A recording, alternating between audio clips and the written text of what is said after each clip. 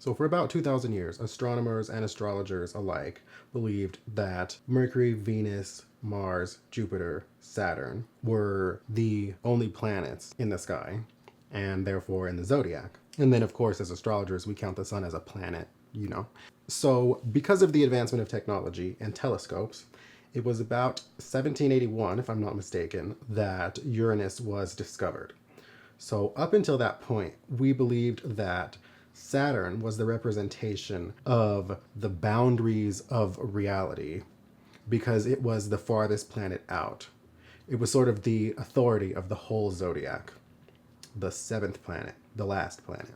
So Uranus came through when it was discovered and essentially blew open what everyone believed about astrology, and then immediately became the planet which is the planet that breaks boundaries or steps outside of boundaries or cannot be controlled by the boundaries that are set by Saturn.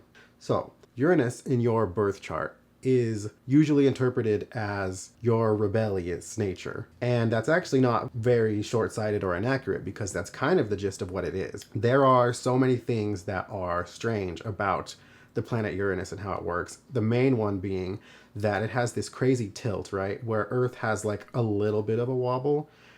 Uranus is literally like almost completely sideways. I believe it's like 90 plus degrees tilted. And therefore the planets that orbit it, where all the other planets, say, have their moons going around it, Uranus has its moons going like that. And so the way that they travel and the way that it travels through the zodiac just has this very peculiar nature compared to all the other planets.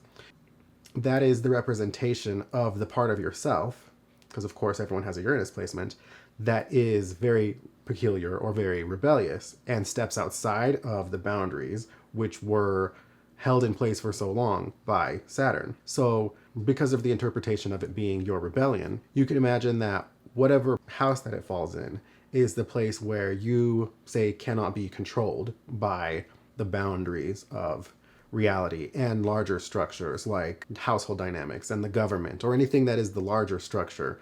Your rebellious nature won't be controlled by that and has to allow its freak flag to fly, as they call it. So one thing that I think is important to point out is that whenever something that is in the sky aspects Uranus in your chart, that thing will most likely always cause you to experience a sudden shift that frees you and allows that rebellious nature to come out